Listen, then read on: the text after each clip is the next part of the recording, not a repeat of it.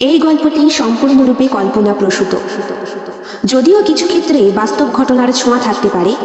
এটি লেখকের কল্পনার সাথে মিশ্রিত একটি সৃষ্টিশীল উপস্থাপন। গল্পটি কোনো ব্যক্তি, ঘটনা বা প্রতিষ্ঠানের সাথে মিলে গেলে তা নিতান্তই কাকতালীয়। এই গল্প শুধুমাত্র বিনোদনের উদ্দেশ্যে তৈরি করা হয়েছে। আবছা ঘরের আলোয়, জানালার ফাঁক দিয়ে আসা নরম চাঁদের আলোতে দুইজনের ছায়াকে এক সূত্রে গেঁথে দিয়েছে। রাতের স্তব্ধতা শুধু শ্বাস প্রশ্বাসের সঙ্গীতের দ্বারাই ধ্বনিত। রূপমের উষ্ণ হাত শ্রদ্ধার সুচারু আঙুলে এক অনির্বচনীয় কম্পন জাগিয়ে তোলে। অগোচরে দৃষ্টির ভাষা গভীর থেকে গভীরতর হয়। আবেগের ঢেউ ধীরে ধীরে দেহের সীমা অতিক্রম করে হৃদয়ে আছড়ে পড়ে। আত্মস্পর্শ ধীরে ধীরে জড়িয়ে ধরা, সব মিলিয়ে যেন এক অলিখিত কবিতা, যেখানে শব্দ নয়, অনুভূতি মুখ্য। সমস্ত ব্যস্ততা যেন মুহূর্তের জন্য স্তব্ধ। শুধু দুটো হৃদয়ের স্পন্দন এক হয়ে সৃষ্টি করেছে অনির্বচনীয় রাত্রির গান।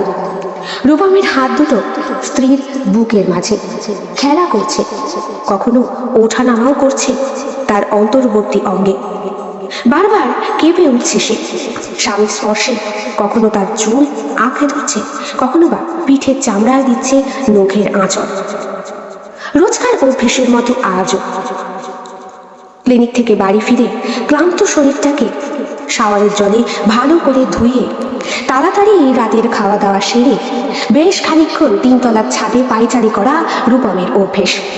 সেখানে দাঁড়িয়ে দাঁড়িয়ে সিগারেট খায় আর আকাশের দিকে তাকিয়ে নক্ষত্রদের গুণে দেখে নতুন একটা সৃষ্টি হয়েছে কিনা। আর সেই অভ্যেসের মতোই আজও শ্রদ্ধাও গিয়ে হাজির হয়েছিল রূপমের মুখের সামনে। পরনে সারাদিনের ক্লান্তির সেই শাড়িটাই আর ব্লাউজটা ঘামে ভিজে একটা কেমন আষ্টে গন্ধের সৃষ্টি করেছে। রূপম বলল, শাওয়ার নাওনি? না, রোজ রোজ স্নান করতে গেলে শরীর খারাপ করবে। তাছাড়া তুমি তো জানো আমার ঠান্ডার দোষ। ওসব বাদ দাও, আগে স্নান করো, না হলে এই গন্ধ আমি সহ্য করতে পারি না। নিজের দিকে একবার তাকিয়ে দেখে নেয় শ্রদ্ধা। বিয়ের আগে চাকরি করত, বিয়ের পর ছেড়ে দিয়েছে। কলকাতা ছেড়ে ব্যাঙ্গালোর চলে এসেছে রূপমের সঙ্গে সংসার করবে বলে। কিন্তু এখানে আসার পরেও নিজের সেই চাকরিগত জীবন আর স্বাধীনতাকে খুঁজে বেড়ায় শ্রদ্ধা। লাস্ট হিমাচল প্রদেশে গিয়েছিল অফিসের কাজ নিয়ে, সেই যাওয়াই লাস্ট। ফিরে আসার পরেই বিয়ে ঠিক হয়ে গেল। আর সম্ভব হলো না চাকরিটা কন্টিনিউ করা, যদিও অফিসের সমস্ত কলিগরা বিষয়টাতে একটু খুশিই হয়েছিল। কি ব্যাপার, হন্যমনস্ক কেন? কিছু ভাবছো? না, আসলে তোমাকে একটা কথা বলার ছিল। বলো। বলছি, আজ আমার শরীরটা খুব খারাপ। তাই সে তো তোমার রোজকার বাহানা, রোজই তোমার শরীর খারাপ থাকে। তা কত করে বলেছি আমার সঙ্গে চলো, মিস্টার বোসকে দিয়ে একবার চেক আপ করে নিলেই তো হয়। তাছাড়া 5 বছর হয়ে গেল, এখনো পর্যন্ত একটা বাচ্চা কাচ্চা হলো না। দোষটা কি আমার? তাহলে কি আমার? আমি নিজে একজন ডাক্তার, আর আমার শরীরের পরীক্ষা নিরীক্ষা আমি অনেকবার করিয়েছি।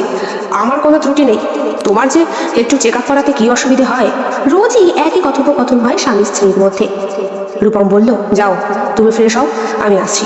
এই আমি আসছি শব্দটার মানে এতদিনে শ্রোতা ভালোই বুঝে গিয়েছে। দীর্ঘ নিঃশ্বাস ফেলে এসে ছাদ থেকে নামতে নামতে রূপমের দিকে তাকিয়ে বলল, আসার সময় মনে করে ছাদের দরজাটা বন্ধ করো। পরশু রাতে তুমি দরজা বন্ধ করতে ভুলে গিয়েছিলে। তুমি কখন উঠেছিলে? আমি 1:30টার পরে উঠেছিলাম, ঘুম আসছিল না, হাত পা খুব ব্যথা করছিল। ছাদে একটু পায়চারি করছিলাম, তখনই উঠতে গিয়ে দেখলাম দরজা তো সম্পূর্ণ খোলা। চোর ছাচুর কখন ঢুকে কি সব করে ফেলবে। ও, বুঝতে পারিনি। সে তো তুমি রোজই বুঝতে পারো না। আর কোনো কথা বাড়ালো না শ্রদ্ধা। ধীর পায়ে নেমে গেল নিচের ঘরে। জামা কাপড় ছেড়ে শাওয়ারের তলায় গেল। ভালো করে সাবান ঘষে স্নান করলো। এই ত্বক, এই চামড়া আজ 5টা বছর ধরে রূপমের অত্যাচার সহ্য করতে করতে কেমন যেন শক্ত হয়ে গিয়েছে। নিজের বক্ষের কাছে হাত রেখে নিজেই একবার বুলিয়ে বোঝার চেষ্টা করলো সব ঠিক আছে কিনা। ভয় হয় শ্রদ্ধার। মায়ের ব্রেস্ট ক্যান্সার হয়েছিল, খুব ভয় হয়। হলো? রূপম নেমে এসেছে ওপর থেকে। বাথরুমের দরজায় কয়েকবার টোকা শব্দে বুকের ভেতরটা কেঁপে ওঠে শ্রদ্ধার। আজকেও ভালো লাগে না, কেন যে বারণ করলেও শোনে না। শ্রদ্ধা দরজাটা খুলতেই রূপম ওর উপরে আছড়ে পড়ল। সেই গন্ধটা এখন আর নেই, সুন্দর ফ্রেশ সাবানের একটা গন্ধ। কিন্তু শ্রদ্ধা রূপমের স্পর্শে বুঝতে পারে ওর শুধু খিদে মিটে গেলে সব, আর কোনো ইচ্ছে পূরণের দাবি রূপম রাখে না। আজও রাত 1:30টায় কেমন যেন ঘুমটা ভেঙে গেল শ্রদ্ধার। তাড়াতাড়ি উঠে আলনা থেকে একটা নাইটি জড়িয়ে নিল সে। আজকে আর ছাদে যেতে ইচ্ছে করছে না। দক্ষিণের দিকের ওই বারান্দাটায় গিয়ে খানিকক্ষণ চুপ করে বসবে। মোবাইল হাতে নিয়ে রবীন্দ্রসঙ্গীত চালালো একটু। কতদিন পর আজ একা একা ভালো লাগছে। আচমকা পিঠের কাছে উষ্ণ স্পর্শে ঘুমটা ভেঙে গেল শ্রদ্ধার। কে? আমি। তুমি ঘুমনি? আমি তোমার ওপর টর্চার করি? এত বছর পরে রূপমের মুখে কথাটা শুনে শ্রদ্ধার চোখের কোণাটা জলে প্রায় ভিজেই উঠল। বিয়ের আগে শুনেছিলাম তুমি খুব প্রাণোচ্ছল, বিয়ের পরেই দেখেছি কেমন যেন ভেঙে গেছো, বিশেষ করে ব্যাঙ্গালোরে আসার পর। তোমার উপরে আমি কি জোর খাটাই? আমি কখন বললাম? তাহলে তুমি এমন কেন করো? না, মানে ক্লান্তি হয়। সারাদিন একা একা কাজ করি, একাই থাকি। একাই তো থাকো, সারাদিন কাজ করো, সবই বুঝি। নিজেকে একটু সময় দিতে পারো তো। তোমার যেটা ইচ্ছা করে তুমি সেটা করতে পারো। তুমি যদি এখন মনে করো এখানে এসে কোনো অফিস জয়েন করবে, করতে পারো। বিয়ের আগে তুমি চাকরি করতে, কলকাতা থেকে দূরত্ব বেশি হয়ে যাচ্ছে বলে তুমি ছেড়ে দিয়েছিলে, কিন্তু এখানেও তো চাকরির অভাব নেই। তাছাড়া তোমার তো যোগ্যতা আছে। সত্যি তুমি আমায় চাকরি করতে দেবে? না দেবার কি আছে? বলে রূপম একটা চেয়ার টেনে পাশে বসলো শ্রদ্ধার। ওর হাত দুটো ধরে বলল, দেখো আমি জানি বিয়ের পর থেকেই তোমার আমার সম্পর্কটা আর 5টা স্বামী স্ত্রীর মতো স্বাভাবিক নয়। দেখো শ্রদ্ধা, আমি যে তোমার কাছে আসি, তোমাকে আদর করি, ভালোবাসি, সব কিছুর মধ্যে কেমন একটা অভ্যেস আছে, মানে প্রতিদিন করতে হয়, তাই আমি সেই ফিলিংসটা খুঁজে পাই না। শ্রদ্ধার বুকের ভেতরটা কেঁপে উঠল। তারও তো একই রকম অনুভূতি। সেই ফুলশয্যার রাতে মনে আছে শ্রদ্ধার। শেষ পর্যন্ত বড় বৌদি ধাক্কা দিয়ে রূপমকে বেডরুমে ঢুকিয়েছিল। শ্রদ্ধাও ভয় পেয়েছিল।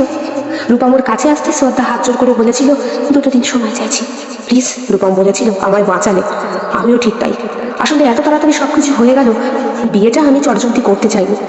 বাবা মা এত তাড়াতাড়ি সবকিছু ঠিক করে ফেলবেন। ডাক্তারি পাশ করে ক্লিনিকে বসেছি মাত্র কয়েক বছর। আমি চেয়েছিলাম লাইফটাকে আরো একটু এনজয় করতে, কিন্তু শ্রদ্ধারও ঠিক একই কথা ছিল। তারপরে অষ্টমঙ্গলা পেরিয়েই চলে আসে ব্যাঙ্গালোর। আর এইখানে আসার পরই কিভাবে যেন এক ঝড় বৃষ্টির রাতে পাশবিক খিদে জেগে ওঠে দুজনের। আর তারপর থেকে কন্টিনিউ ব্যাপারটা একই রকম ভাবে চলে আসছে। শ্রদ্ধা বলে, আমাদের মধ্যে কি আদৌ ভালোবাসা আছে রূপম, নাকি আমরা একটা দম্পতির জীবনকে আমরা নিয়ে চলেছি বয়ে? হঠাৎ করে রূপম হাতে লুকিয়ে থাকা 2টো টিকিট বার করে হাতে ধরিয়ে দেয় শ্রদ্ধার। বলে, এই দেখো, আমাদের ব্যস্ততম জীবনের মাঝে কিছুটা সময় বোধহয় খুঁজে নেওয়া দরকার। আমি তোমায় নিয়ে বিয়ের পরে আজ পর্যন্ত কোথাও হানিমুনে যাইনি, তুমিও কখনো কোনো অভিযোগ করনি, কিন্তু এবার যাবো। শ্রদ্ধার চোখ দুটো কেমন যেন উজ্জ্বল হয়ে ওঠে। আনন্দে রূপমকে জড়িয়ে ধরে সে। রূপম বলে, আরে ঠিক আছে ঠিক আছে, এত উত্তেজিত হওয়ার কিছু নেই। কোথায় বলো তো? কোথায়? হিমাচল। কি সত্যি? বলেও কেমন যেন চুপ হয়ে গেল শ্রদ্ধা। কি হলো, থেমে গেলে? না, মানে ওইখানে একবার গিয়েছিলাম অফিসের সবার সাথে, তারপরই তোমার সঙ্গে বিয়ে হয়ে যায় আর অফিসটাকে ছেড়ে দিতে হয়। এবার আর চিন্তা করো না, এবার আর ছাড়তে নয়, আমরা নতুন অভিজ্ঞতা নিতে যাচ্ছি। তাছাড়া হিমাচলে আমারও অনেক গভীর অভিজ্ঞতা আছে। কিরকম? সে পরে সময় হলে বলবো কোন। না চলো এবার শুরু করো। আসলে আমাদের দুজনের একে অপরকে একটু জানার দরকার, একটু সময় কাটানো দরকার। তাছাড়া বাইরে বেরোলে মন মানসিকতা সবকিছুই পরিবর্তন হয়, তাই না? শ্রদ্ধা জড়িয়ে ধরে রূপমকে। রূপমও ওকে বুকের মাঝে আগলে নিয়ে কপালে আলতো করে একটা চুম্বন করে। 3-4 দিন পরে ওদের টিকিট কাটা, সুতরাং লাগেজপত্র সব গোছানো হয়ে গেছে। শ্রদ্ধা ভীষণ ব্যস্ত। কয়েকদিন রূপমের সাথে মলে গিয়ে প্রচুর বাজার করেছে। আবার বলেছে, ফিরতে পথে কিন্তু সবার জন্য উপহার নিয়ে আসবো, তুমি কিন্তু কিপটেমি করবে না। হবে কিপটে নাকি? বলা যায়, তখন যদি বলো অমুক জায়গার দাম বেশি, তমুক জায়গার দাম বেশি। জানো, যখন আমি রোজগার করতাম না, তখন আমার মাইনের সব টাকা আমার শপিংয়েই যেত। কি বলো? হ্যাঁ। ভাগ্যিস এখন আর চাকরিটা করো না, তাহলে আমারই তো একেবারে ভরে যেত। ফালতু কথা বলো না। তবে তুমি কিন্তু আমায় বলেছো আমায় চাকরি করতে দেবে। বলেছি তো, আমরা ঘুরে আসি, তারপর আমি দেখবো কথা বলে। তাছাড়া এখানে আমার অভিজ্ঞতা অনেক দিন, অনেকের সাথে আমার ওঠা বসা, সব মিলিয়ে দেখি না, চেষ্টা করে। যদি তোমার একটা চাকরি বাকরি হয়, তোমারও মন ভালো থাকবে আর আমারও। এরপরে ওরা দুজনেই রওনা দেয় হিমাচলে। কত বছর পরে একটু বাইরে বেরিয়েছে দুইজন। রূপম আর শ্রদ্ধা চেক ইন কাউন্টারের সামনে দাঁড়িয়ে। শ্রদ্ধা বলে, ওহ ভাবতেই পারছি না আমরা অবশেষে হানিমুনে যাচ্ছি। কত বছর ধরে এই মুহূর্তটার জন্য অপেক্ষা করেছিলাম। হ্যাঁ, আর আমরা এমন একটা জায়গায় যাচ্ছি যেখানে বরফের চাদরে মোড়া পাহাড় আর এক অদ্ভুত প্রশান্তি অপেক্ষা করছে আমাদের জন্য।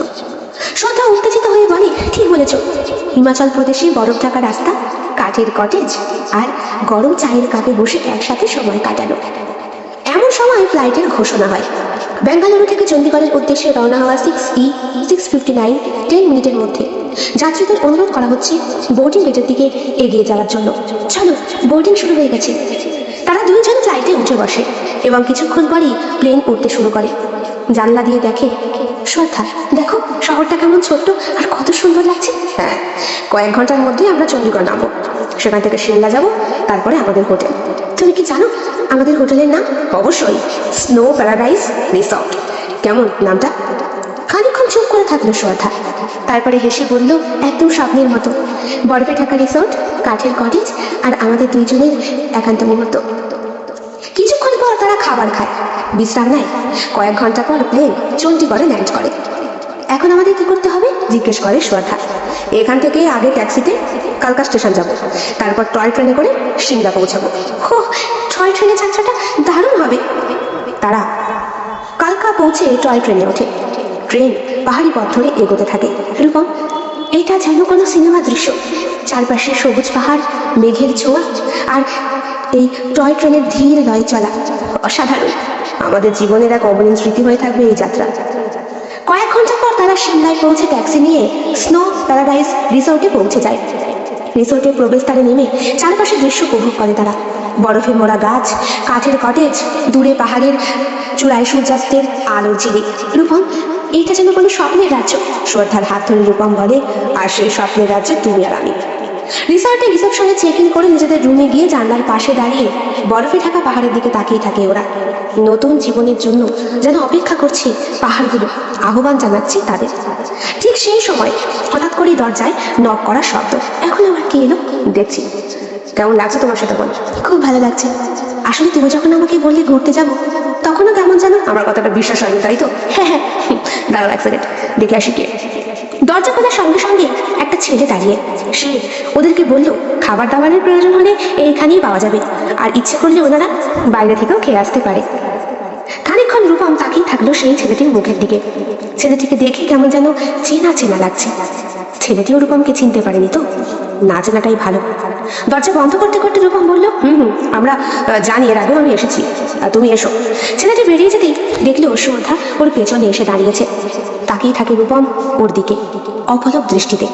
পাহাড়ের শোবার মাঝে শ্রদ্ধাকে দেখে আরো বেশি কাছে পেতে ইচ্ছে করছে। শ্রদ্ধা বলে, আমার মনে হয় আমাদের মধ্যে একে অপরকে এবার প্রপোজ করে ফেলাটাই দরকার, তাই না? আমরা স্বামী স্ত্রী, সাজানের সম্পর্ক। তাছাড়া যা করেছি বিয়ের আগে, এখন তো তার কোনো অস্তিত্ব নেই। রূপমের বুকের ভেতরটা কেমন যেন খচ করে ওঠে। শ্রদ্ধার কাছে এগিয়ে ও নরম ঠোঁটে ঠোঁট বুলিয়ে রূপম বলে, আগে যা করেছো মানে কি বলতে চাইছো? রূপম, তোমার জীবনে কি এমন কোনো কথা নেই যা তুমি আমাকে আজ পর্যন্ত বলোনি? রূপম চুপ করে শ্রদ্ধার চোখের পাতার দিকে তাকায়। কপালে সিঁদুরের টিপ, সিঁথিতে হালকা করে সিঁদুর পরা। নরম শরীরটাকে বুকের সঙ্গে জড়িয়ে রেখেছে রূপম। বলে, না, এমন কিচ্ছু নেই। তুমি আমার প্রথম, তুমি আমার শেষ। তোমাকে দেখেই প্রথম ভালো লেগে গিয়েছিল। তারপরে বাবা মা যখন জানালো বিয়ে ঠিক হয়ে গিয়েছে, আমি রাজি হয়ে গিয়েছি। শ্রদ্ধা বলে, সত্যি তাই বলছো? রূপম বলে, কেন, তোমার কি এমন কিছু আছে যেটা তুমি আমাকে বলতে চাও অথচ বলতে পারোনি? না না, আমারও তেমন কিছু নেই। এরপরে দুইজন একে অপরের কাছাকাছি আসে। তারপরে উঠে স্নান খাওয়া দাওয়া করে ঠিক করে বিকেলের দিকটা একটু ঘুরে আসবে। লাগেজ থেকে নতুন জামা কাপড় বার করতে করতে শ্রদ্ধা বলে, আগেরবার যখন এসেছিলাম তখন আমরা একটা রুমে 3টে মেয়ে আর 2টো ছেলে ছিলাম।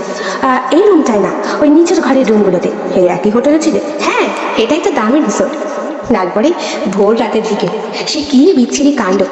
আমার বান্ধবীদেরকে খুঁজে পাচ্ছি না, কোথায় গেছে কিচ্ছু বুঝতে পারছি না। পরে দেখি যেই 2টো ছেলে রুমমেট আমাদের সঙ্গে ছিল, ওদের তো বিছানা আলাদা, ওরা ওখানে, আর তুমি? আমি বলে শ্রদ্ধা চুপ হয়ে গেল। নিজের কথাটা চেপে গেল সে। বিকালে ঘুরতে বেরিয়ে অনেক জায়গায় হেঁটে হেঁটেই আনন্দ দিচ্ছিল শ্রদ্ধা। আচমকা, এই শোনো, ওই চায়ের দোকানটা একটু চা খেলে হয় না? হ্যাঁ, তা বরং হয়, চায়ের টেস্টটাও পেয়েছে। তুমি এখানে এসে কেমন উপভোগ করছো সেটা বলো। দারুণ উপভোগ করছি, খুব ভালো লাগছে আমার। চলো না ওখানে গিয়ে একটু চা খাই। এই যে দাদা। রূপম অনেকটা দূর থেকেই ডাকে। দোকানে একজন বয়স্ক ভদ্রলোক বসে আছে, পাশে একটা অল্প বয়সী মেয়ে, 15-16 বছর হবে। ওদেরকে দেখে হাসি দিয়ে বলল, এখানে বসুন, আমি বাবাকে বলছি। ওর বাবাকে গিয়ে চায়ের কথা বলতেই বাবা হেসে বলল, बैठिए बैठिए, यहाँ नए आए हैं? হ্যাঁ, নতুন টুরিস্ট। वो तो दिख ही रहा है। बैठिए साहब। पुष्पी, जा अंदर जा, जाके वो दूध ले आ, यहाँ खत्म हो गया। আপনার মেয়ের নাম पुष्पी? हाँ बाबूजी, मेरा एक लौती बेटी है। उसकी माँ उसको जन्म देने के बाद ही ऊपर चली गई, वही मेरी सब है। ইস, আপনি আর বিয়ে করেননি? नहीं नहीं, कुछ कुछ चीज ऐसा होता है जो हमको एक बार ही जीवन में मिलता है, वो है प्यार। हाँ, सच्चा प्यार। सच्चा प्यार एक बार ही आता है, दूसरा बार नहीं। दूसरा बार जो आता है वो होता है समझौता, प्यार नहीं। খানিকক্ষণের জন্য ওরা দুইজনই চুপ হয়ে গেল। হোটেলে ফিরে আসার পর থেকে ওদের মধ্যেকার সেই উষ্ণতাটা কোথায় যেন হারিয়ে গেছে। রূপম বসে আছে সোফায়, শ্রদ্ধাও চুপ করে বসে পাহাড়ের দৃশ্য দেখছিল। রাতের খাওয়া দাওয়া সেরে আসতে আসতে প্রায় 11টা বেজে গিয়েছে। হোটেল প্রায় সব বন্ধই হয়ে যাচ্ছিল। অনেকটা বেশি টাকা দিয়ে সেখানে খাওয়ার বন্দোবস্ত করেছিল সে। রূপম, বলো। বলছি আমার ভালো লাগছে না। মানে? এই তো আমরা এলাম, এরই মধ্যে তোমার? না আসলে ওই লোকটার কথা কেমন যেন আমার মনে বাজছে। মানে কি বলছো? ওই চায়ের দোকানদারের কথাটা আসলে আমি মানে ঠিক বুঝতে পারছি না কি করে তোমাকে। দরজায় টোকা পড়ে। এত রাতে আবার? আমি দেখছি, তুমি বসো। यस, बोलूं? साहब, एक बात बोलना था। की? वो आपके कमरे के पास एक कमरा है, उसके अंदर आप मत जाना। কোন কামরা? সেই ছেলেটি এসেছে, যেই ছেলেটিকে দেখে রূপমের খুব চেনা লেগেছিল।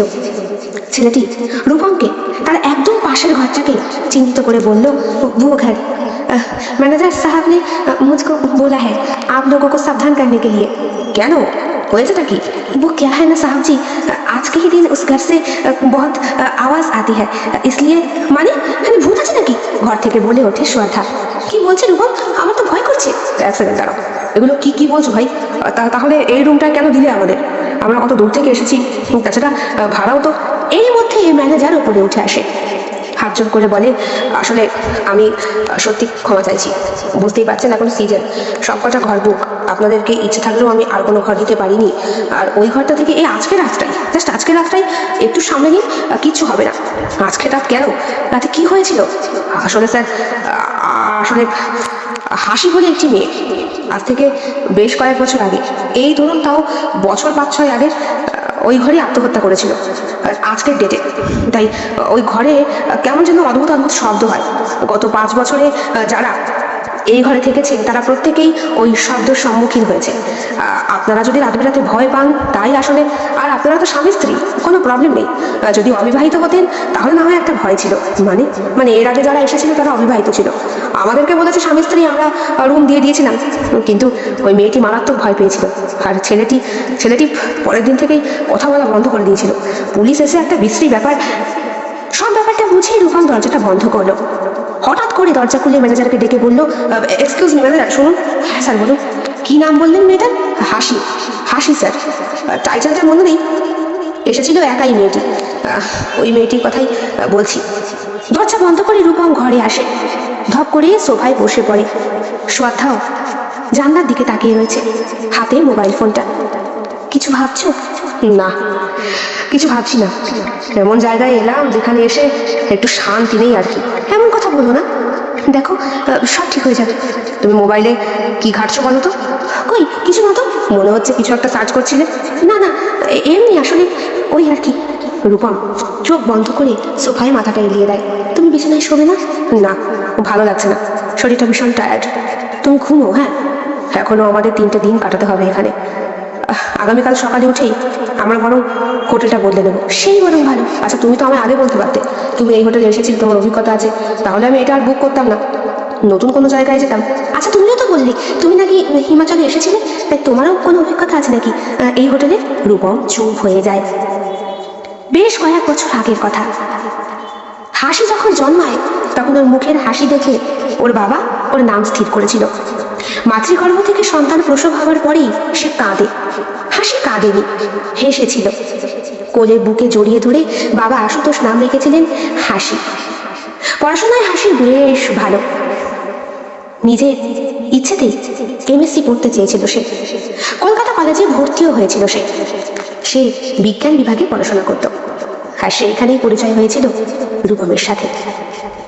রূপম হাসিকে প্রথম দিন দেখে ভালোবেসে ফেলে। একতরফা ভালোবাসা বলা যায়। হাসি খুব একটা পাত্তা ফাত্তা দিত না, কিন্তু রূপম ওর বন্ধু বান্ধবদের দিয়ে হাসিকে চিঠি লেখে, ব্ল্যাকমেল করে। শেষ পর্যন্ত হাসি বাধ্য হয় রূপমের কাছে ধরা দিতে। বলে, তুই কেন আমার জন্য পাগল হয়েছিস বলতো? আমাকে যায় না, তুই বড়লোক বাপের ছেলে, আমার বাবা গরিব রূপম, এটা আমাদের হয় না। ভালোবাসায় কখনো গরিব দুঃখী এসব দেখে কেউ? ভালোবাসা ভালোবাসাই হয়। তাছাড়া আমি তোকে ভালোবাসি, সেই ফার্স্ট ইয়ার থেকে তোকে ভালোবাসি। তুই যদি আমাকে না ভালোবাসিস তাহলে আমি বিষ খাবো। ঠিক তখনই হাসি বিষের কৌটোটা ছুঁড়ে ফেলে দিয়ে রূপমের ঠোঁটে নিজের ঠোঁট বুলিয়ে বলেছিল, নে, সবটুকু দিয়ে আগলারাম। এরপরে যদি আমাকে ছেড়ে যাস তাহলে কিন্তু আমি সারা জীবনেও তোর পিছন ছাড়বো না। পাগল নাকি, তোকে কখনো ছাড়ি? এরপরে হাসির সঙ্গে রূপমের সম্পর্কটা আরো বেশি গাঢ় হয়। সে এবার কলেজ থেকে ওদেরকে ঘোরাতে নিয়ে গিয়েছিল হিমাচলে। এই একই হোটেলে উঠেছিল ওরা সবাই। রক্ত গরম। স্যার সবাইকে নিয়ে যখন ঘুরতে বেরিয়েছে তখন এক ফাঁকে রূপম হাত ধরে সরিয়ে নিয়ে এসেছিল হাসিকে। বলেছিল, শোন, একটা জিনিস চাইবো তোর কাছ থেকে। দিবি? কি চাইবে বল? যদি আমার কাছে দেবার মতো থাকে নিশ্চয়ই দেবো। তাছাড়া তোকে ভালোবাসি, এর থেকে বড় কিছু একটু একটু তোকে ছুটে দিবি? কি বলছিস সেগুলো রূপম? না না, তা হয় না, আমার বাবা মা আমাকে এই শিক্ষা দেয়নি। সেই জন্যই তো এখন তো তুইও তোর বাবা মার কাছে নেই, আমিও আমার বাবা মার কাছে নেই। আমরা দুজনে ঘুরতে এসেছি কলেজ থেকে, কত বন্ধু বান্ধবীরা এসেছে, স্যার সবাইকে নিয়ে ঘুরতে গেছে, চল না তুই আর আমি। বারবার না করেছিল হাসি। রূপম বলেছিল, তুই যদি আমার সঙ্গে না যাস তাহলে আমি এক্ষুনি এখান থেকে ঝাঁপ দেবো। না না, তুই বলবি না, খবরদার, তুই যা যাস আমি তাই দেবো। এই একই রুমে নিয়ে এসেছিল রূপমকে। তারপরে এক টানে খুলে ফেলেছিল ওর শরীরের সমস্ত আবরণটা। পাগলের মতো প্রথম আবিষ্কার করা নারী শরীরটাকে খুবলে খেয়েছিল রূপম। তারপর একদিন নয়, দুদিন নয়, বারংবার হাসিকে ভালোবাসার ছলে ব্ল্যাকমেল করে মিলিত হয়েছিল রূপম। শেষ বর্ষে পরীক্ষার পর রূপম হাসিকে বলে, বাবা চাইছে ডাক্তারি পড়ি, তাই এবার দিল্লি চলে যাব। আমাকে ছেড়ে? আমি তোকে ছাড়া থাকবো কি করে? পাগলের মতো কথা বলিস না। একবার ডাক্তার হতে পারলে ব্যাস, বাড়ি ফিরে এসে সরাসরি তোর বাবা মার কাছে গিয়ে তোকে চাইবো। আর জামাই ডাক্তার, এইটা ওনাদের কাছে কত বড় একটা গর্বের ব্যাপার বলতো। তোরও তো মার্ক ভালো আছে, তুই একটা কোম্পানিতে জয়েন করে ফেল না। দুইজনে মিলে একসাথে খেটে সংসারটাকে গড়বো। সংসার করার স্বপ্ন দেখেছিল হাসি। রূপম বলেছিল, একটা ছোট্ট অসুবিধা আছে। কি? বলছি, আমার না মিনিমাম এখন 2.5 লাখ টাকার মতো লাগবে। হোস্টেলে গিয়ে থাকবো, বাবা অ্যারেঞ্জ করছে, কিন্তু আমাকেও বলেছিল যদি কোনোভাবে আমি কি করব? তুই কি করবি মানে? তুই আমাকে ভালোবাসিস না? বাসি তো, এই তো পরেও প্রমাণ দিতে হবে। তাহলে ওই 2.5 লাখ টাকা তুই আমার জন্য দিবি একটু জোগাড় করে, প্লিজ হাসি, প্লিজ। আমি ডাক্তার হয়ে এসে টাকা তোকে শোধ করে দেবো। রূপমের ঠোঁটে হাত রেখে হাসি বলেছিল, খবরদার, আমি তো শোধ চাইনি, কিন্তু বাবাকে কি করে বলবো? শোন, তুই বাবাকে বলবি যে তুই এমএসসি করার পরে একটা নতুন এডুকেশন সেন্টারে ভর্তি হচ্ছিস, এই চাকরি বাকরির পরীক্ষা সংক্রান্ত। সেসব জায়গায় ভর্তি হতে গেলে প্রথমেই একটা মোটা অ্যামাউন্ট দিয়ে ভর্তি হতে হয়। বাবাকে সেটা বুঝিয়ে বলবি। তাছাড়া তুই তোর বাবা মার একমাত্র সন্তান, তোর জন্য এইটুকু গুছিয়ে রাখবে না, এই আমার বিশ্বাস হয় না। বাড়ি আসার পরে হাসি দেখেছিল মায়ের কাশিটা, বাবার ক্লান্ত হয়ে যাওয়া শরীরটা। এই মেয়েটির মুখের দিকে তাকিয়ে ওনারা এখনো পরিশ্রম করে চলেছেন। জানেন মেয়ে প্রতিষ্ঠিত হবেই হবে, তারপরে বাবা মার মুখ উজ্জ্বল করবে, এইটুকুই আশা। খাচ্ছিস না কেন মা? রান্না ভালো হয়নি? আজ সকাল থেকে শরীরটা খুব খারাপ তো, তাই বেশি কিছু রাঁধতে পারিনি, এই দিয়েই খা। কি হয়েছে? অসুবিধে? বাবা, আসলে আমার তো এমএসসি কমপ্লিট হয়ে যাচ্ছে, এবার একটা সেন্টারে ভর্তি হতে চাই, ওই সরকারি চাকরির পরীক্ষার জন্য। হ্যাঁ, তা ভালো তো, হয়ে যা। কত ফিস লাগবে আমায় বল, আমি দিয়ে দিচ্ছি। বাবা, ফিসের অ্যামাউন্টটা একটু বেশি। কত আর বেশি হবে তুই বল না। হ্যাঁ মা, তুই বল, তোকে পড়ানোটাই তো আমাদের কর্তব্য। তুই বড় হবি, মানুষের মতো মানুষ হবি, তাহলেই তো আমাদের সমস্ত ইচ্ছে পূরণ হবে, তাই না? আর তোকে ভালো থাকতে দেখলে আমরাও ভালো থাকি। বাবা, 2.5 লক্ষ টাকা। খেতে বসে ভীষণ খেয়েছিলেন আশুবাবু। তারপরে বলেছিলেন, কবে লাগবে? এই পরশু। পরশু দিনের মধ্যে? কেন, ভর্তি হওয়ার আর ডেট নেই? না বাবা, ওখানে ভর্তি হতে গেলে পরশু দিনই। হাসি এমন করে বলার কারণে শেষ পর্যন্ত পরের দিনই টাকার জোগাড় হয়ে গিয়েছিল। বাবার হাত থেকে অতগুলো টাকা নিয়ে রূপমের হাতে দেবার সঙ্গে সঙ্গে রূপম জড়িয়ে ধরে বলেছিল, থ্যাংক ইউ সো মাচ, তোর এই দিন আমি কোনো দিন ভুলবো না। অনেক উপকার করলি তুই, অনেক উপকার করলি। তারপরে রূপম চলে যায়। হাসিরও প্রতিদিন বাড়ি থেকে বেরিয়ে যেতে হয় ঠিক সকাল 10টায়, ফিরতে হয় 5টায়। স্টেশনের মাথায় বসে থাকে চুপ করে মেয়েটা। কোথাও যাবার নেই, কোথাও পড়ার নেই, কিন্তু বাড়িতে তো সেটা বলতে হবে, দেখাতে হবে। একদিন পাড়ার ওই নরেন কাকা দেখে ফেলেছিল। ভাগ্যিস সামনে নিয়েছিল হাসি, বলেছিল, আমার এক বান্ধবী আসবে, তাই দাঁড়িয়ে আছি। ও ঠিক চেনে না তো। ওহো, খুব ভালো মেয়ে তুই মা, আমাদের পাড়ার মুখ উজ্জ্বল করবি, এই আমাদের তোর উপরে যে আশা। 6 মাস হয়ে গিয়েছে রূপম দিল্লি পৌঁছানোর পরে ফোন করেনি। একদিন বহুবার ফোন করে হাসি, ফোন রিসিভ করতেই বলে, কি ব্যাপার, পৌঁছানোর পরে একটা ফোন করলে না, জানানোর প্রয়োজন বোধ করছো না, এখানে কেমন আছি না আছি। আচ্ছা ছাড়ো, তুমি কেমন আছো? তুমি কি বোধ বুদ্ধিহীন নাকি? রিসিভ করে রূপম এমন স্বরেই কথা বলে, জানো না ডাক্তারি পড়তে গেলে কতটা পরিশ্রম করতে হয়, খাটতে হয়? হ্যাঁ, তোমার মতো আমার সময় আছে নাকি সবসময় ঘুরে বেড়ানোর মতো? আমি সবসময় ঘুরে বেড়াই? তাছাড়া কি, কাজকর্ম করো, বুঝলে, কাজকর্ম করো। শিক্ষিত হয়ে বসে রয়েছো, লজ্জা করছে না? সত্যি লজ্জা লেগেছিল ওর। আর শোনো, আমাকে ফোন করবে না, ডাক্তারি পাশ করার পরে আমি নিজে তোমার সাথে গিয়ে কথা বলবো। আর এইভাবে হুটহাট করে ফোন করে ডিস্টার্ব করবে না, কেমন? রূপম, বাবা অসুস্থ। ও, তাহলে যেই টাকাটা আমাকে দিয়েছিল সেই টাকাটা এখন ফেরত চাই নাকি? রূপম প্লিজ, আমি তা বলিনি, আমি তোমাকে এটাই বলতে চেয়েছি যে ফোনটা তখন রূপম কেটে দিয়েছে। হাসি প্রচন্ড কান্না করেছিল। স্টেশনের মোড়ে বসেছিল একদিন, তখনই দেখা হয়েছিল বিমল কাকুর সঙ্গে। কলকাতায় ওনার বড় ভাগ্নে একটা বিরাট বড় কোম্পানিতে নাকি চাকরি পেয়েছে। হাসির মার্কশিট খুব ভালো। ভাগ্নের সঙ্গে যোগাযোগ করার পরই তার মাধ্যমেই কোম্পানিতে চাকরিটা হয়ে গিয়েছিল হাসি। কম্পিউটার জানতো, তাই কোম্পানিতে জয়েন করার পরপরই পোস্ট অনেকটা উচ্চে পেয়েছিল সে। রূপমের সাথে আর কথা হয়নি কোনোদিন। একদিন ফোন করেছিল নিজের চাকরি হওয়ার পর সুখবরটা দেবার জন্য, কিন্তু ফোন করার পরে অন্য এক ব্যক্তি ফোন রিসিভ করে। নিজের পরিচয় দেবার পর হাসিকে সেই ব্যক্তি বলে, আপনি ভুল নাম্বার ডায়াল করেছেন দিদি, ওই নামে কোনো ব্যক্তি এই সিম ব্যবহার করতো কিনা আমি বলতে পারবো না, তবে এখন এই নাম্বারটা আমার, বুঝেছেন? এরপরে হাসি আর কথা বলেনি, বুঝতে পেরেছিল রূপমের সঙ্গে যোগাযোগ রাখতে চায় না। বাবা সে 2.5 লক্ষ টাকা কিভাবে এতে জোগাড় করেছিল হাসি তা পরে জানতে পারে। মায়ের অবশিষ্ট কয়েকটা গয়না আর এই বাড়ির কিছুটা অংশ বন্ধক রেখে চাকরি পাওয়ার পরে হাসি পুরো বাড়িটাই বিক্রি করে দেয় এবং কলকাতায় সেটেল হয়ে যায় অনেকটা বেশি টাকার মাইনে। বাবা মারা গিয়েছিলেন বাড়িতেই। মাকে নিয়ে হাসি নিজের কাছে রাখে। 6 মাস, মাত্র 6 মাস যেতে না যেতেই মাও চলে যায় বাবার কাছে। হাসি সম্পূর্ণ একলা হয়ে পড়ে। অফিসে বেশ কদিন যেতে পারেনি মেয়েটা। রূপমের স্মৃতি ওকে বারবার বিচলিত করে খেত। যখনই পুজো পার্বণ আসত বা শীত পড়তো, তখনই রূপমের স্পর্শের কথা মনে পড়তো ওর। রূপম কত রকম ভাবে ওকে ভালোবাসতো, কত রকম কথা বলতো, আদর করতো, কিন্তু সেই রূপম এখন আর ফোনও করে না, যোগাযোগও রাখে না। কিন্তু হাসি মনে মনে আজও জানে রূপম আসবে, একদিন ঠিক ফিরে আসবে আর হাসিকে বিয়ে করবে। বছর কেটে যায় এইভাবেই। তারপরে ওইদিকে হাসিরও অফিসে বেশ ভালোই উন্নতি হয়। অফিসের হেড তরফদার মশাই, বয়স্ক প্রায় 50 বছর কাছাকাছি, হাসিকে অনেকবারই প্রপোজাল দিয়েছিলেন। হাসি, তুমি চাইলেই আমার বিয়ে হতে পারো, শুধু আমার সঙ্গে একটা দিন একটু ডেট করো, তাহলেই হলো। না স্যার, মাফ করবেন, আমি এখানেই ঠিক আছি। হাসি ডিপার্টমেন্ট থেকে হাসিকে এক চুল সরাতে পারেনি তরফদার মশাই। এরপরে হঠাৎ করে অফিসে একটা নতুন মেয়ে জয়েন করে। রতন বলি, বুঝলি, মেয়েটার ভাবনক্ষণ ঠিক ভালো দেখছি না। কেন রতনদা, কি করলো?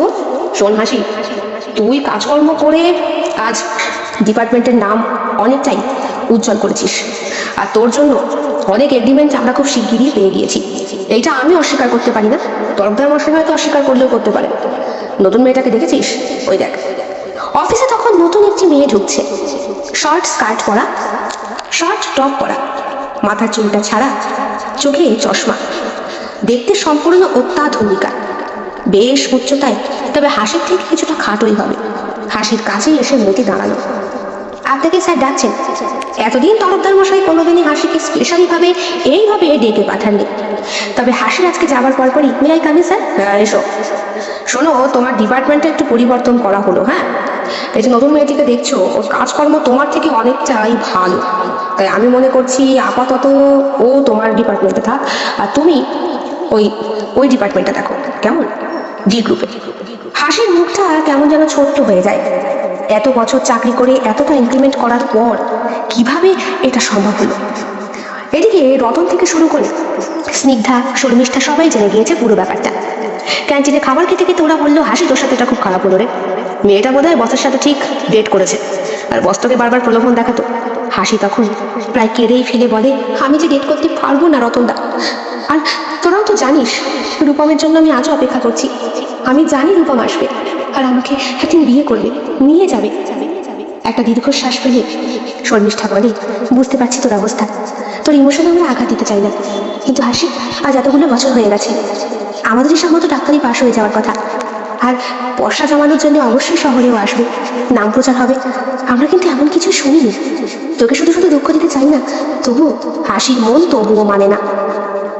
অফিসে তখন 3-4 মাস হয়েছে নতুন মেয়েটি জয়েন করেছে। হঠাৎ করে একদিন বস বললেন, শোনো, একটা খুশির খবর আছে। আমার বিয়ে শ্রদ্ধা, ওর বিয়ে ঠিক হয়েছে। তা তোমাদের প্রত্যেকের বাড়িতেই কার্ড পৌঁছে যাবে, তোমরা কিন্তু চলে এসো। ছেলেটি পেশায় ডাক্তার, ব্যাঙ্গালোরে থাকে। হাসির বুকের ভেতরটা কেঁপে উঠেছিল।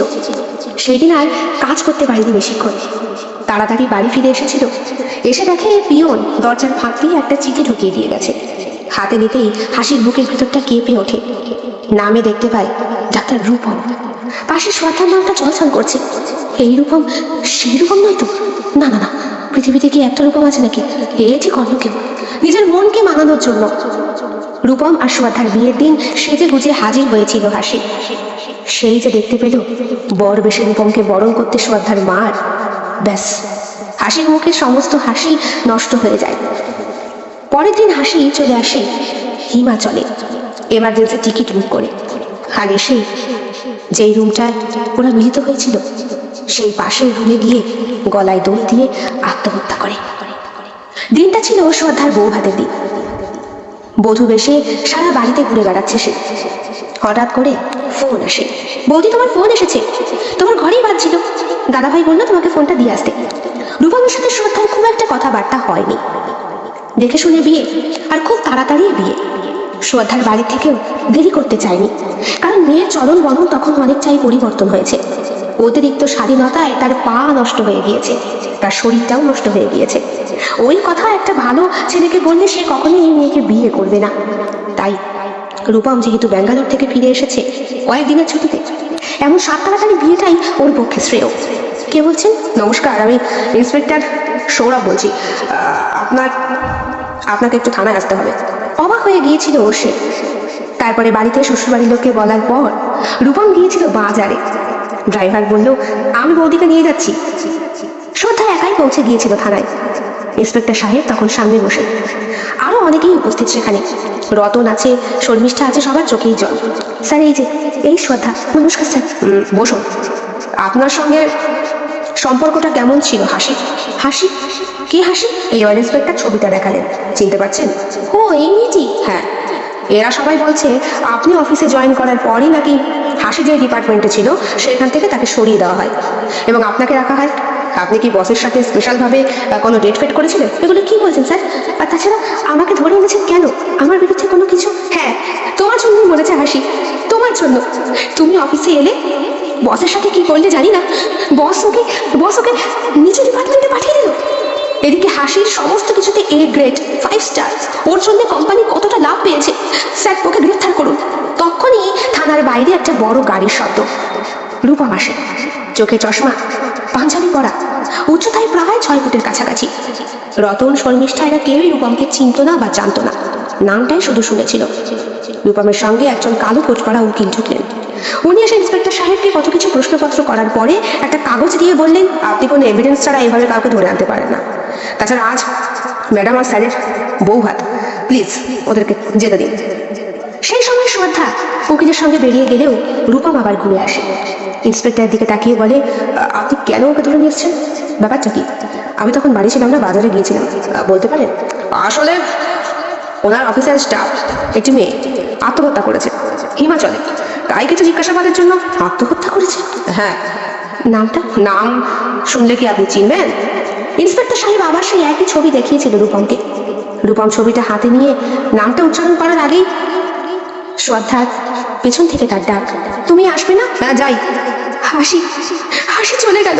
কথাটা বলে শর্মিষ্ঠা কেঁদে উঠেছিল। ইন্সপেক্টর বললেন, চেনেন? এমন করে তাকিয়ে রয়েছেন ছবিটার দিকে যেন চেনেন। মিষ্টি মেয়েটি, সুন্দরী, বাবা মা কেউ ছিল না, শহরে একা থাকতো, গ্রামের বাড়ি বেঁচে পড়তে চলে এসেছিল, এখানে এসে চাকরি করতো। কিন্তু ওই যে আপনার মিসেস শ্রদ্ধা ম্যাডামের জন্য উনি বোধহয় ওনার বসের সঙ্গে স্পেশাল মিটিং করেছিলেন, তার জন্যই ডিপার্টমেন্ট মানে বুঝতে পারছেন, উচ্চ ডিপার্টমেন্ট থেকে নিচু ডিপার্টমেন্টে মেয়েটিকে নামিয়ে আনা হয়েছিল। প্রেস্টিজ জ্ঞান হয়তো এত বছর কাজ করার অভিজ্ঞতার পরেও এত বড় অপমান সহ্য করতে না পারে সেসব সুইসাইড করে। রূপম মাথা নেড়ে বেরিয়ে আসে, আর কোনো কথা বলেনি। সেদিন ফুলসজ্জার রাতে শ্রদ্ধার কাছতে ইচ্ছে করছিল না রূপমের। বারবার মনে হচ্ছিল, ছি, একটা নোংরা মেয়ে, নোংরা একটা শরীর, ছি, এইভাবে এইভাবে হাসির জীবন, না না, হাসির জীবন নষ্ট করার পেছনে কোনোভাবে তো আমিও দায়ী, তাই না? হ্যাঁ, আমিও তো দায়ী। রূপম নিজেকে দোষারোপ করেছিল। তারপরে মনকে অনেকটা সান্ত্বনা দিয়ে বলেছিল, একটা মেয়ের জন্য 3টে জীবন নষ্ট হতে পারে না। হাসি আমাদের মধ্যে নেই, কিন্তু আমি তো জানি না থেকেও সে আমার মধ্যে রয়ে যাবে। আর শ্রদ্ধা ও তো কখনো স্বীকারই করবে না। অনেক রাতে শ্রদ্ধার ঘুমটা ভাঙে, উঠে দাঁড়ায়। পাশের ঘরটা থেকে কেমন একটা শব্দ ভেসে আসছে। তাকিয়ে দেখে রূপম সোফাতেই অঘরে ঘুমোচ্ছে। দরজা খুলে শ্রদ্ধা আস্তে আস্তে এগিয়ে যায় পাশের রুমটার দিকে। পাশের রুমের দরজাটা খোলা, যেতে ইচ্ছে করছে না, কিন্তু কিছু একটা টান শ্রদ্ধাকে টানছে। দরজাটা খুলে ভেতরে ঢুকে শ্রদ্ধা বলে, কেউ আছে? এক্সকিউজ মি, কেউ আছে? দেখো হাসি, আমি জানি তুমি এখানে নেই, আমি অজান্তেই ভুল করেছি, আমি তোমাকে মারতে চাইনি। দেখো, আমি জানতাম না। তরফদার স্যার আমার সাথেও বেইমানি করেছিলেন, আমাকে আমাকে ডেকেছিলেন ওনার বেডরুমে। আমি বুঝতে পারিনি কেন ডেকেছিলেন। সবকিছু খোয়ানোর পরে আমি কারো কাছে স্বীকার করতে পারিনি হাসি, যে আমার কিভাবে 1-2 দিন জয়েন করার মধ্যেই আমার অফিসে অতটা ইনক্রিমেন্ট হলো। হাসি হাসি, আমায় ক্ষমা করে দাও হাসি, হাসি, আমি বুঝতে পারিনি হাসি। পিছন ঘুরে তাকায় শ্রদ্ধা। রূপম ততক্ষণ এসে দাঁড়িয়েছে। ওর চোখে চোখ রেখে বলল, তুমি তুমি এতটা নোংরা? সেই কারণেই তখন তোমার সাথে আমি কথা বলছিলাম, আর তুমি হাতে ফোনটা নিয়ে ইন্টারনেট ঘেটে ঘেটে দেখছিলে ওই সাইটে তোমার কোনো ফটো আপলোড আছে কিনা তোমার বসের সাথে। ছি ছি, তুমি তুমি এতটা নিচে কি করে নামতে পারো? Rupam Rupam, I am so sorry Rupam. Rupam, আমি তোমায় বলতে চেয়েছিলাম, কিন্তু এই জন্যই তোমাকে যখন আমি স্পর্শ করি তোমার মধ্যে কোনো ফিলিংস থাকে না, তুমি তুমি কাঠের পুতুলের মতো করে থাকো। এই জন্যই দেখো রূপম, আমি অনেকবার চেয়েছি তোমার সঙ্গে স্বাভাবিকভাবে মিশতে, কথা বলতে, ভাত বাঁচতে, কিন্তু পারিনি। বিশেষ করো আসলে তরফদার মশাই যেভাবে আমার উপরে পাশাপাশি অত্যাচার করতো, তুমি আমার কাছে এলে আমার ভয় করতো, আমার সত্যি ভয় করতো। তাই রূপম আরো কিছু হয়তো বলতেই যাচ্ছিল, কিন্তু ঠিক সেই সময় পিছন দিকে কিছু একটা দেখে রূপম ভয় পায়। শ্রদ্ধার হাত ধরে একটা টান দেয়, টান দিয়ে বলে, আর এক দণ্ড এখানে নয়, চলো আমরা এক্ষুনি বেরোবো। কোথায় যাবো? ফিরে যাবো আমাদের শহরে, এখানে থেকে আর লাভ নেই। কিন্তু এখন যা পাবো তাতেই চলবো, টিকিটের দাম অনেক বেশি হবে তো, হোক এমার্জেন্সিতেই কাটবো, চলো। দরজাটা বন্ধ করে রূপম নিজের লাগেজপত্র কোনো রকম গুছিয়ে শ্রদ্ধাকে নিয়ে বেরিয়ে যায়। ম্যানেজারের কাছে গিয়ে বলে, একটা গাড়ি হবে? এত রাতে স্যার আপনারা? হ্যাঁ, আমরা এখনই হোটেলটা ছেড়ে বেরিয়ে যেতে চাইছি, তাছাড়া যা টাকা পয়সা হয়েছে আপনি বিল করে দিন, আমরা বেরিয়ে যাচ্ছি।